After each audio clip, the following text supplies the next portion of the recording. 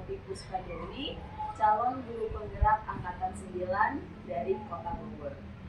Hari ini saya bersama dengan Ibu Kepala Sekolah SDN Kebon Pedes 5, Ibu Meniar SPD SD. Assalamualaikum Ibu. Ibu punten, Novi mau minta izin. Hari ini kebetulan Novi ada tugas untuk mewawancarai kepala sekolah dalam rangka praktik pengambilan keputusan. Novi berterima kasih sekali karena Ibu sudah memberikan waktunya untuk Novi dan sudah mau membantu Novi. Apa kabarnya Ibu? Alhamdulillah sehat. Ibu, Novi mau bertanya, selama Ibu menjadi kepala sekolah di SDN Kebon Pedes 5, adakah suatu masalah yang Ibu hadapi sebagai pimpinan di mana masalah tersebut menimbulkan dilema dalam penyelesaiannya? Mungkin ini juga berbagi pengalaman bahwa ketika kita menempati suatu tempat, maka di situ kita akan berhadapan dengan suatu masalah. Karena sebelum masuk kita pasti mengadakan analisis SWOT. Apa sih itu peluangnya, apa sih itu ancamannya, gitu kan?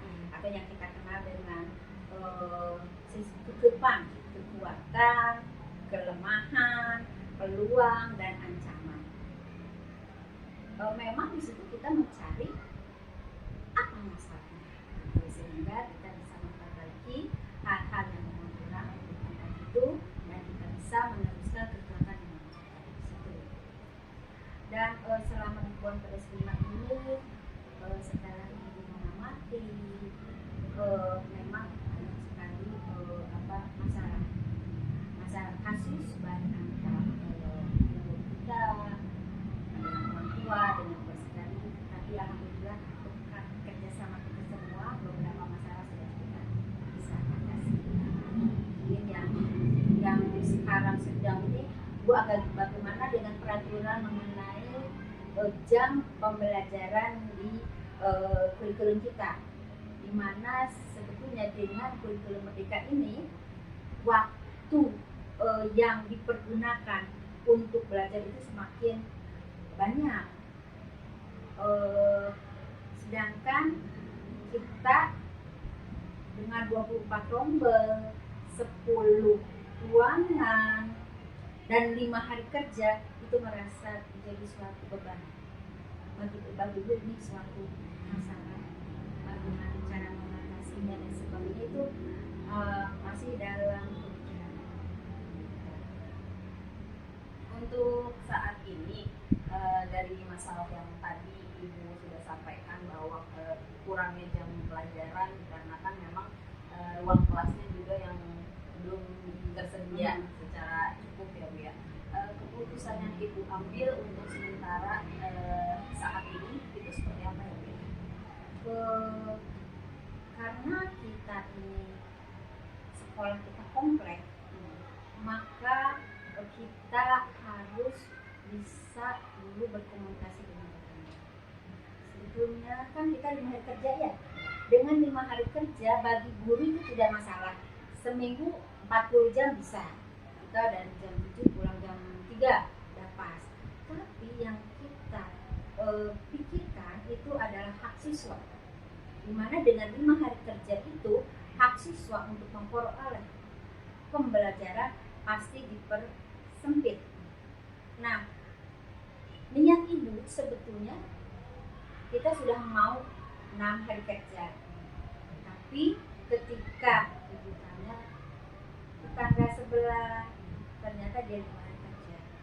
Nah, lalu Ibu tanya lagi ke atau program orang tua, Bu, kalau di sini 6 hari kerja, tetangga 5 hari kerja, nanti rame. Nah, akhirnya berdasarkan pikiran itu, keputusan Ibu, daripada nanti kita ada kesadaran sosial karena orang tuanya kita ini bertetangga di rumahnya masing-masing akan timbul suatu masalah.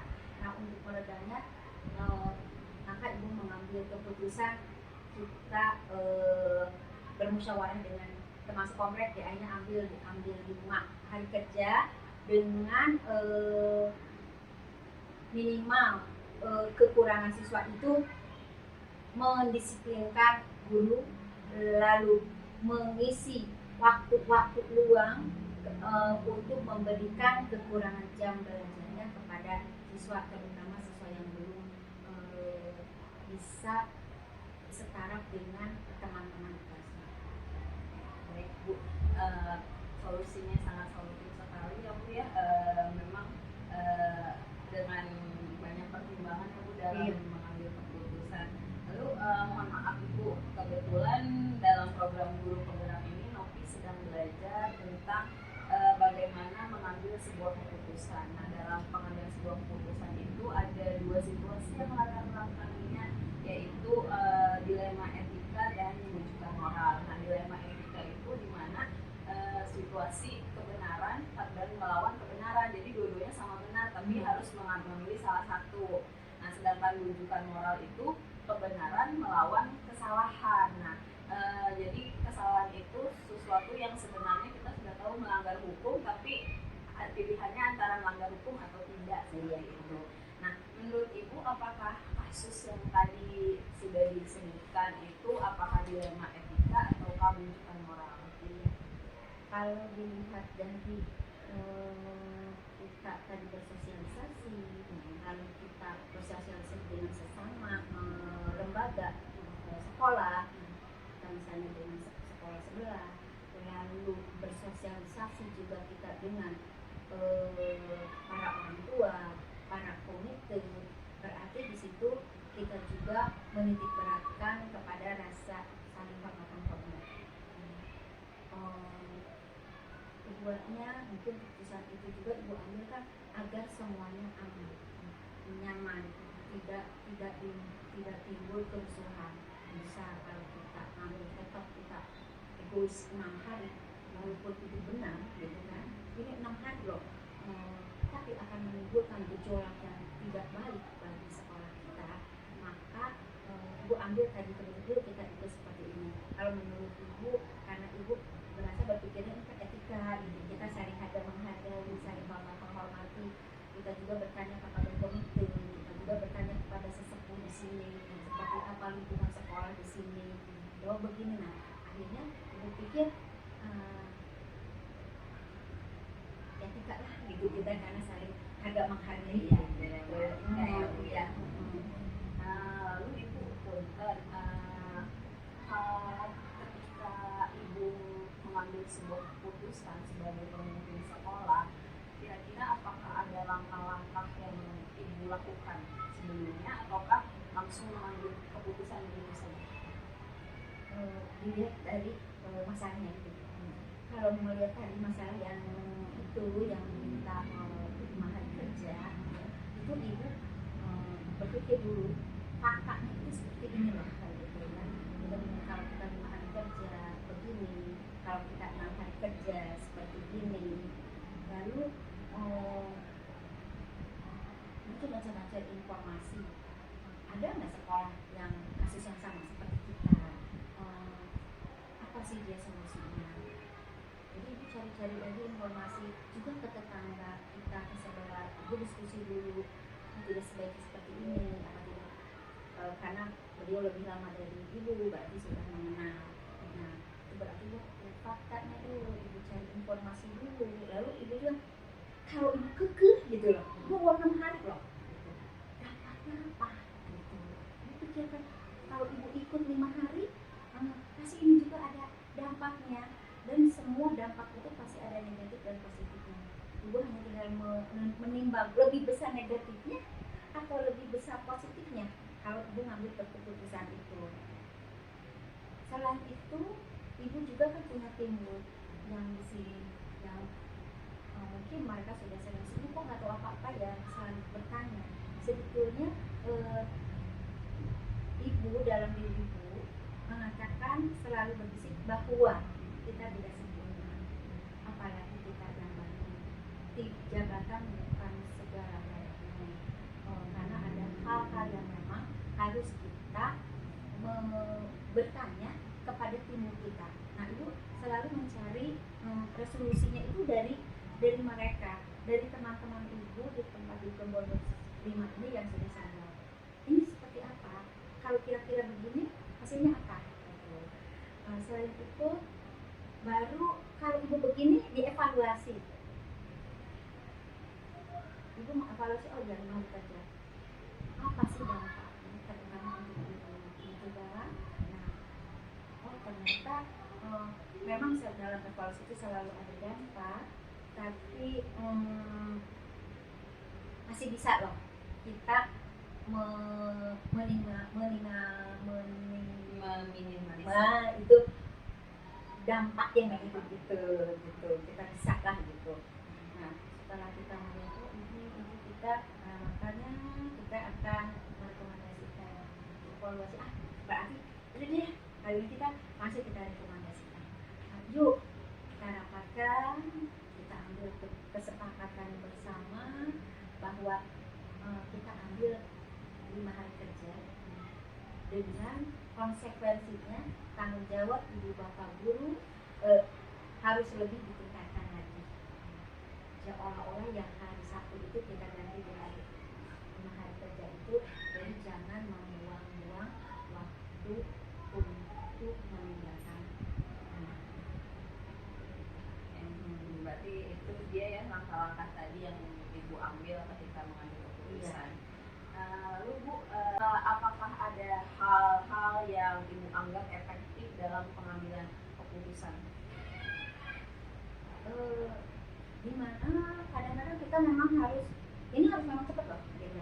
Kita harus seefektif mungkin menggunakan ini. Kalau nanti di kita terlalu dipikir-pikir nanti dampaknya akan lebih buruk daripada ini gitu.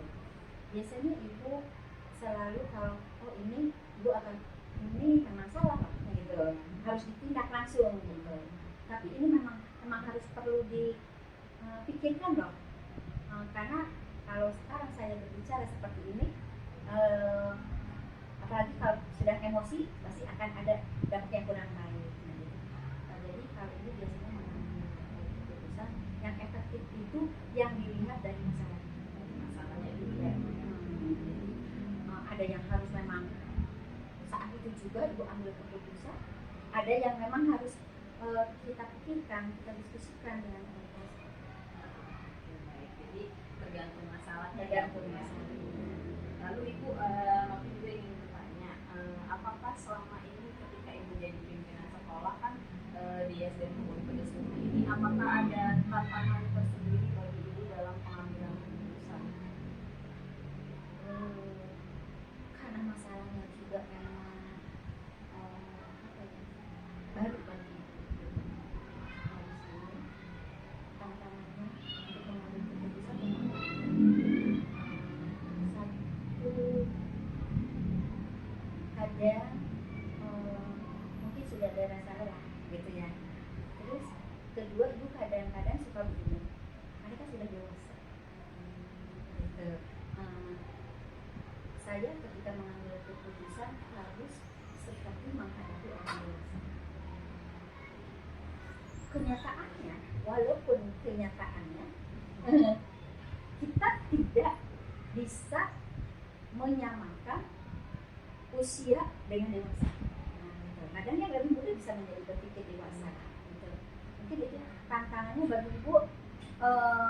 Ibu harus mempelajari kembali sifat-sifat dasar, sifat-sifat dasar dari ibu dan rekan-rekan di sini, terutama ibu tidak bisa menyamakan bahwa mereka itu sama gitu dengan yang lain, hanya atau dengan ibu.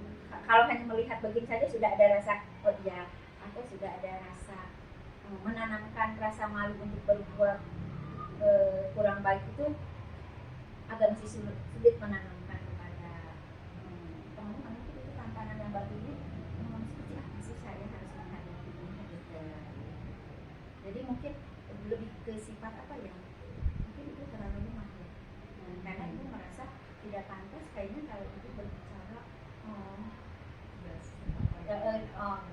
sebetulnya memang ibu mungkin kurang tegas, karena yang tegas itu bukan berarti galak kan sebetulnya.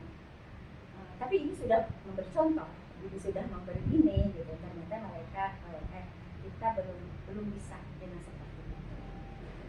Kalau bisa karena biasa, dan bisa itu bisa seperti apapun karena biasanya mungkin seperti itu. Dan tantangan ibu di sini, ibu harus menggunakan waktu yang memang sedikit gitu ya, karena ibu baru beradaptasi dan juga baru ini, ibu harus bisa merubah seperti ini. Jadi ibu masih pikir saya bisa selama ada chemistry antara lalu ibu dalam menyelesaikan sebuah masalah kan pasti di sekolah itu ada saja masalahnya ya. Dalam menyelesaikan sebuah masalah, apakah ibu memiliki aturan tersendiri? Misalkan ketika ada masalah datang, apakah ibu langsung menyelesaikannya saat itu juga ibu turun tangan, ataukah ibu membuat jadwalnya tersendiri untuk masalahnya harus diselesaikan nanti saja gitu, ada jadwal tertentu atau juga seperti kata ibu tadi yang efektif itu ya Neng ya, ibu akan lihat dari masalah itu bisa nanti hadapi anak tidak mau masuk sekolah, ibu ibu tidak akan langsung bawa anak apa saja yang sudah anak buat setelah di rumah, tolong datangi, tolong dimintakan, memang sudah beberapa kali gitu. Tapi kalau seperti kemarin ada masalah keaduan begini datang langsung yang konfirmasi hari itu juga, ibu akan langsung kumpulkan kami masih sehat gitu. Jadi memang masalah itu yang tadi ya, ada yang memang harus hari ini loh harus bereskan. Tapi ada juga yang yuk kita sedikit kita tapi sampai ke sana.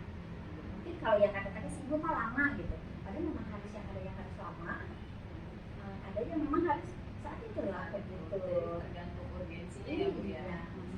Jadi takutnya kalau ini masalah bu keluarkan aja itu anak karena sekian bulan nggak masuk, kan bisa seperti itu ya. Lalu ibu adakah seseorang mungkin dari guru atau faktor-faktor yang lainnya yang menurut ibu mempermudah atau membantu ibu dalam mengambil keputusan? Alhamdulillah dikelilingi oleh teman-teman yang semua punya keahlian, karena tidak semua yang satu orang itu bisa mengatasi semua masalah.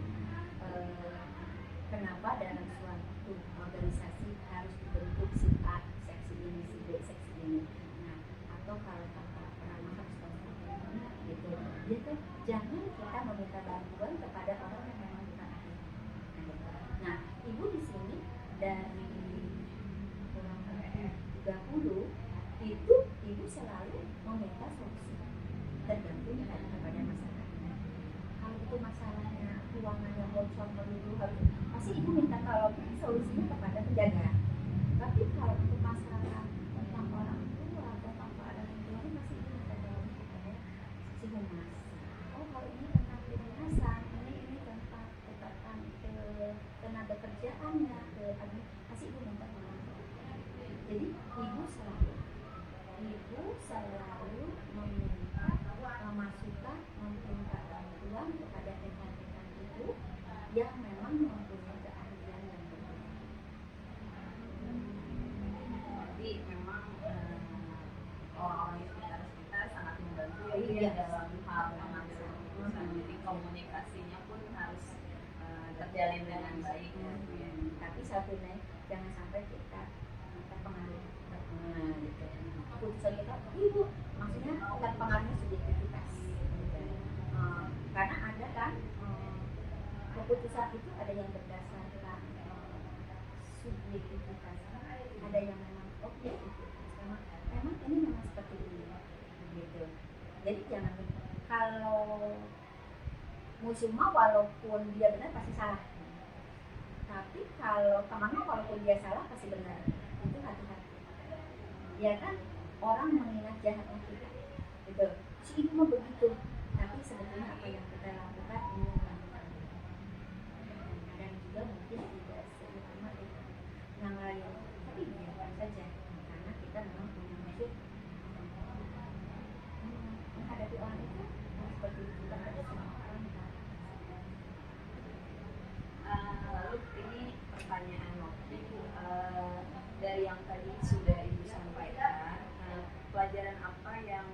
ibu dapat petik dari pengalaman ibu dalam mengambil keputusan?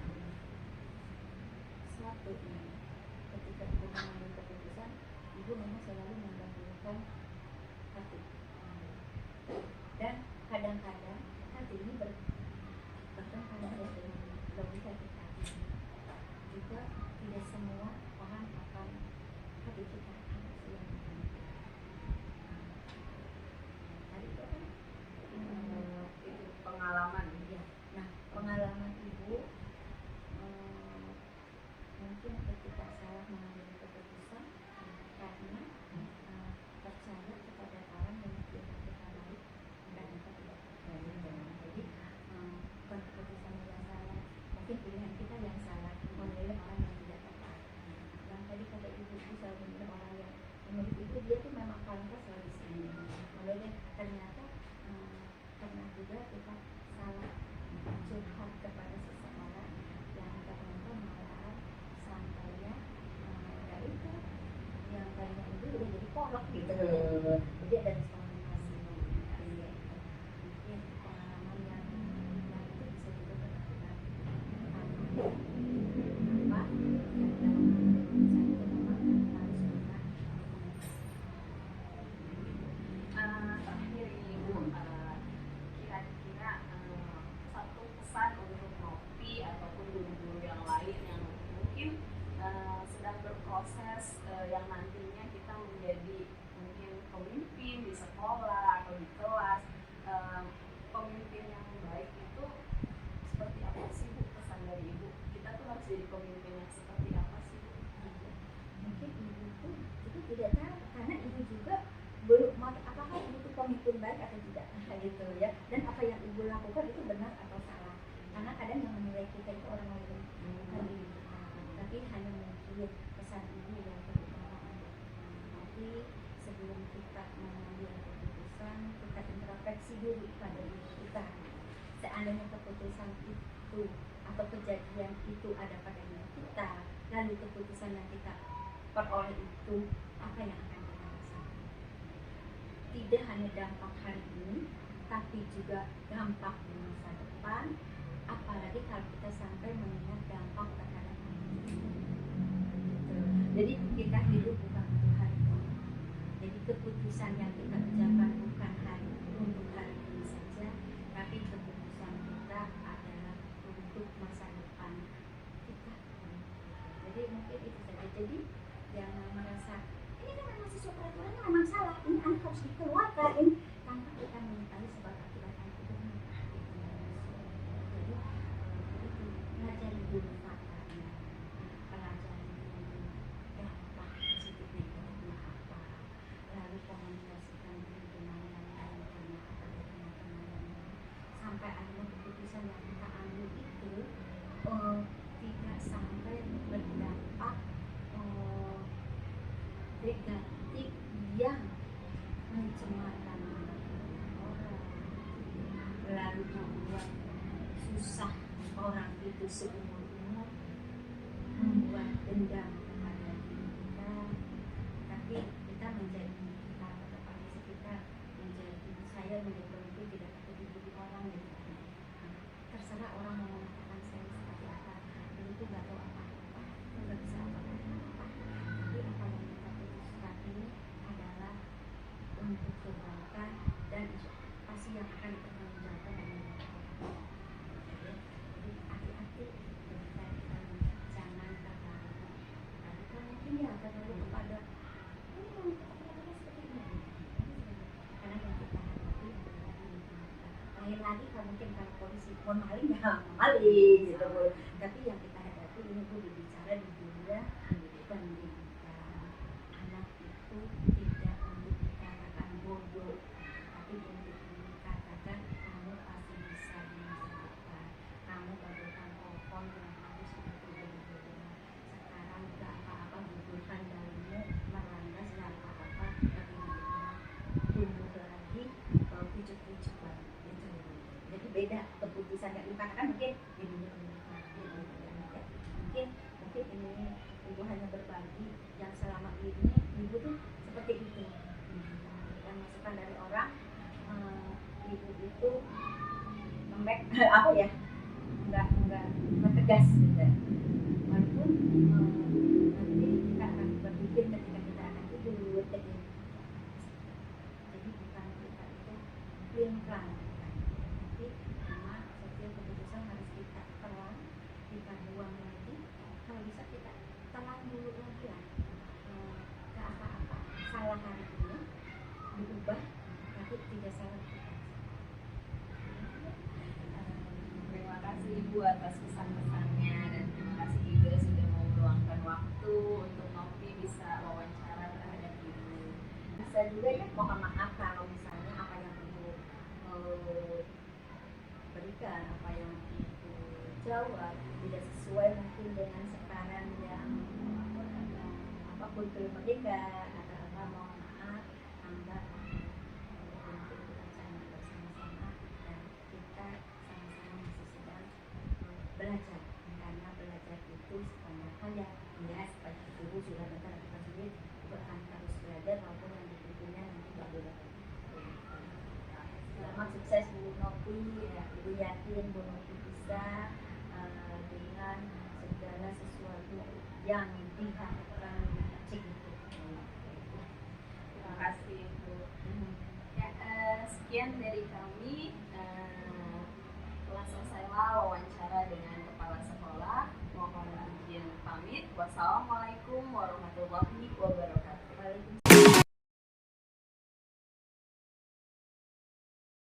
Assalamualaikum warahmatullahi wabarakatuh. Waalaikumsalam warahmatullahi wabarakatuh.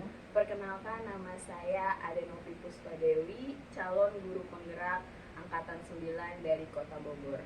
Hari ini saya akan melakukan wawancara dengan kepala sekolah terkait dengan praktik pengambilan keputusan.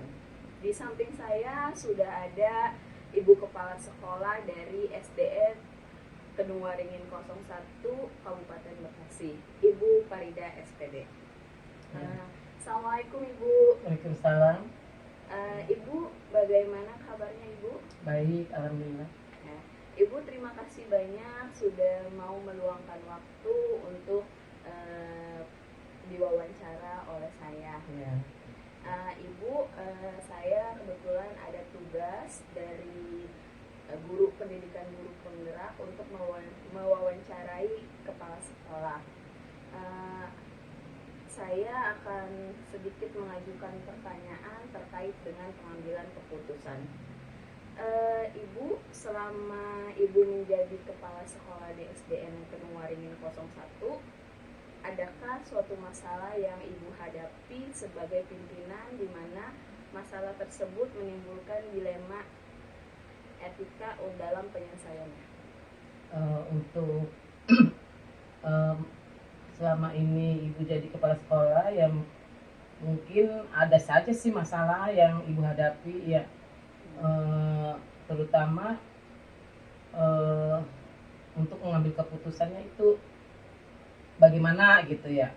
Jadi di dalam mengambil keputusan kalau ada masalah itu ya, oleh Ibu sebagai kepala sekolah, Ibu meminta pendapat dari guru-guru dulu gitu, dari guru-guru yang ada, bagaimana pendapatnya. Setelah itu baru nanti kalau ada kesepakatan musyawarah mufakat, baru kita ambil keputusan yang baik.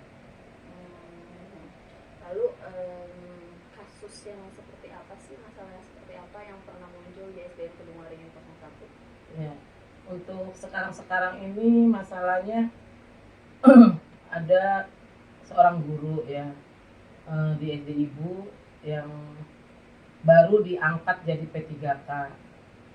Setelah diangkat pada bulan Juni, beliau setelah bulan Desember ada pemanggilan PPG ya. Jadi kan dilema juga, karena memang di SD Ibu itu kurang guru ya. Guru di SD Ibu itu ada 8 ya, 8, cuman ada rombelnya 12 ya, jadi kan masih kurang ya. Jadi dilemanya itu, jadi kalau dia mengikuti PPG mungkin masalahnya terganggu dengan kegiatan dia mengajarnya kepada anak-anaknya di dalam kelas. Nah, setelah itu ada lagi dia untuk bulan-bulan kemarin itu Januari mengikuti P3K apa ya? Tes. Bukan tes, kayak prajabatan gitu, tapi online ya. Lasar P3K. Jadi dilema juga. Jadi kan beliau itu ada 2 kegiatan ya dalam bulan-bulan ini itu, PPG dengan lasparnya ya. Jadi, nah untuk mengambil keputusan tersebut, jadi ibu meminta ke rekan-rekan guru untuk kita musyawarahkan bagaimana keputusannya supaya tidak mengganggu kegiatan belajar mengajar. Jadi ibu rapatin dulu guru-guru tersebut ya, terutama guru-guru yang senior ya, yang senior juga, kemudian yang pokoknya hampir semuanya lah mungkin ya, hampir semuanya guru tersebut ibu kumpulkan, ibu rapatkan, ibu kemukakan dilema atau masalah yang kita hadapi sekarang ini untuk kedepannya bagaimana gitu. Ya, alhamdulillahnya setelah ibu kemukakan masalahnya, akhirnya guru-guru mengerti. Nah, jadi guru-guru tersebut ada yang mewakili, setidaknya mewakili beliau untuk masuk ke kelas beliau gitu.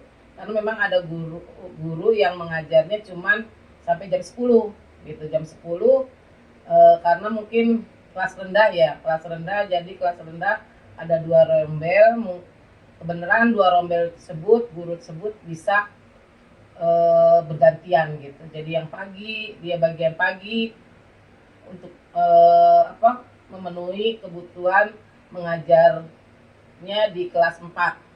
Kan beliau itu adanya di kelas 4 ya, untuk supaya anak-anak tidak tertinggal dalam kegiatan belajar mengajarnya. Jadi saling ganti gitu. Kalau ini mah cara bahasa Sundanya ngebadalin lah, gitu, ngebadalin dalam mengajarnya beliau itu. Tapi ada juga yang beliau sempat, kalau kan ada pagi ada siang ya, untuk kegiatan tersebut. Kalau beliau bisa pagi ya beliau mengajar. Tapi kalau beliau seperti sekarang ini nih, tadi dia sedang mengadakan ujian, katanya Bu saya nggak bisa masuk. Jadi ya memang sudah diputuskan bagi guru yang memang ngajarnya cuma sampai jam 10, ibu libatkan untuk mengajar di kelas 4 tersebut. Mungkin itu. Jadi keputusan akhirnya adanya guru pengganti akhirnya ya, yang menggantikan beliau di kelas ya. Baik Ibu, ternyata kasus di sekolah itu banyak sekali dan keputusan yang harus diambil pun harus yang sesuai dan tepat ya Bu ya. Dan tadi keputusannya Ibu sangat luar biasa. Nah, Nopi mau tanya lagi Ibu, mohon maaf kalau Nopi kan di sekarang ketika pendidikan guru penggerak ini belajar tentang pengambilan keputusan. Nah, dalam pengambilan keputusan itu ada 2 situasi yang melatar belakanginya. Yang pertama itu situasi dilema etika dan yang kedua situasi rujukan moral. Di mana dilema etika ini situasi kebenaran melawan kebenaran. Jadi sebenarnya 2 situasi itu sama-sama benar, tapi kita harus memilih salah satu gitu. Sama-sama memihak murid, sama-sama tidak melawan peraturan seperti itu. Sedangkan rujukan moral itu kebenaran melawan kesalahan ya. Dimana kita tahu itu salah, melanggar hukum, tapi mana yang harus kita pilih antara benar atau salah. Nah, kira-kira dari kasus yang atau masalah yang tadi itu termasuk ke dalam dilema etika atau rujukan moral menurut Ibu, dan bagaimana Ibu bisa mengidentifikasi masalah ini benar atau salahnya seperti itu? yang berkaitan dengan masalah tadi Ibu apa gimana? Yang berkaitan dengan masalah ibu. Iya. Ya tadi dilema etika ya itu ya yang berpihak pada anak ya. Itu jadi keputusannya untuk menggantikan guru tersebut gitu di dalam kelas gitu, bagi guru-guru yang memang masih bisa untuk menggantikannya gitu. Hal-hal apa saja yang selama ini Ibu anggap efektif dalam pengambilan keputusan? Ya keputusan baik itu ya kita harus mendengar pendapat orang lain gitu, dari rekan-rekan guru kita gitu, masukan-masukan. Setelah itu baru kita ngambil keputusan bersama aja mungkin gitu. Ya. Baik Ibu, lalu apakah selama Ibu menjadi pimpinan di SDN Kedung Waringin 01 dalam pengambilan keputusan yang Ibu ambil, apakah ada tantangannya? Untuk ngambil keputusan itu ya banyak sekali tantangannya. Ada yang pendapatnya berbeda gitu. Tidak semuanya kan pendapat guru-guru itu sama dengan keputusan yang akan kita ambil kan gitu. Jadi di situ ya kita selalu berkomunikasi aja dengan guru-guru gitu di dalam rapat tersebut supaya mendapat keputusan yang baik. Baik Ibu. Apakah Ibu memiliki sebuah aturan atau jadwal untuk menyelesaikan masalah? Maksudnya apakah ketika ada masalah datang Ibu langsung menyelesaikannya atau sesuai jadwal saja menyelesaikannya seperti itu? Selama ini kalau Ibu ya, terutama kalau ada masalah langsung diselesaikan, jangan berlarut-larut, karena dengan adanya berlarut-larut nanti masalah akan membesar. Jadi langsung jadi gitu. Jadi kalau ada masalah langsung kita rapatkan, langsung kita musyawarahkan bagaimana jalan keluarnya. Mungkin itu. Jadi tidak ditunda-tunda lagi, tidak sesuai dengan jadwal. Berarti langsung ya Bu, agar masalahnya cepat selesai. Iya, mungkin itu. Adakah seseorang atau faktor-faktor yang mendukung dan membantu Ibu dalam mengambil keputusan? Seseorang di dalam lembaga sekolah ya bukan seseorang saja, mungkin ada beberapa orang yang kita libatkan gitu, tidak cuma satu orang kita menurut pendapat dia saja gitu. Jadi dilibatkanlah semuanya menurut Ibu mah. Jadi tidak ada misalnya kalau di SD itu mungkin yang senior mungkin ya, tapi kalau menurut Ibu mah pendapatnya bukan yang dari senior saja, dari semuanya juga kan, maksudnya tidak mengandalkan seseorang gitu. Tapi ditanyakan kepada semua orang. Semuanya ya. Lalu Ibu, dari yang telah Ibu sampaikan, apakah ada pembelajaran yang bisa dipetik dari pengalaman Ibu dalam pengambilan keputusan? Pembelajaran yang bisa Ibu ambil dari keputusan tersebut ya, kita itu harus gimana ya, harus bersama-sama lah mungkin. Iya, harus bersama-sama. Berarti harus mengambil keputusan secara bersama-sama. Iya, secara bersama-sama. Lalu terakhir ini Bu,